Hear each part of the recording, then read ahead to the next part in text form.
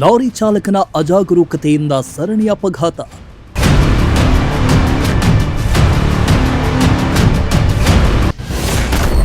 Bike, car, ಬಸ್ಗೆ ಡಿಕ್ಕಿ ಹೊಡೆದು ಲಾರಿ ಪಲ್ಟಿ.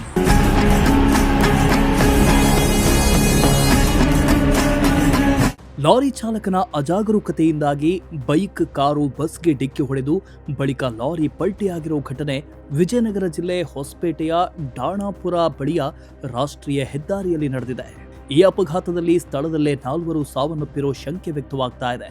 ಅಲ್ಲದೆ ಹಲವರಿಗೆ ಗಾಯಗಳಾಗಿದ್ದು ಆಸ್ಪತ್ರೆಗೆ ದಾಖಲಿಸಿ ಚಿಕಿತ್ಸೆ ಕೊಡಿಸಲಾಗ್ತಿದೆ.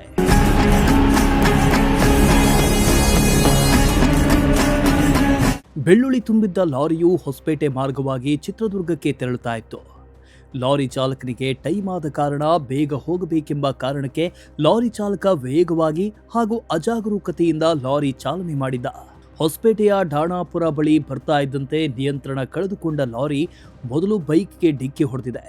ಬಳಿಕ ಅಲ್ಲಿಂದ ತಪ್ಪಿಸಿಕೊಳ್ಳುವುದಕ್ಕೆ ಹೋಗಿ ಮತ್ತೊಂದು ಕಾರು ಹಾಗೂ ಸರ್ಕಾರಿ ಬಸ್ಗೆ ಲಾರಿ ಡಿಕ್ಕಿ ಹೊಡೆದಿದೆ.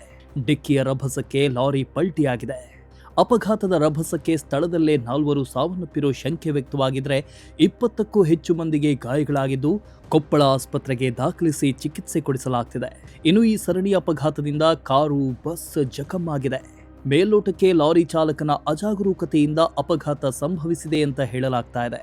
ಸ್ಥಳಕ್ಕೆ ವಿಜಯನಗರ ಎಸ್ಪಿ ಜಾಹ್ನವಿ ಎಸ್, ಮರಿಯಮ್ಮನಹಳ್ಳಿ ಪೊಲೀಸರು ಭೇಟಿ ನೀಡಿದ್ದು ಪರಿಶೀಲನೆ ನಡೆಸುತ್ತಿದ್ದಾರೆ.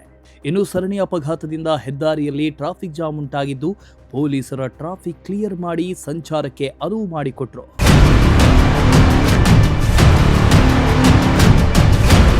Bureau report, Prajashakti TV, Vijayanagara.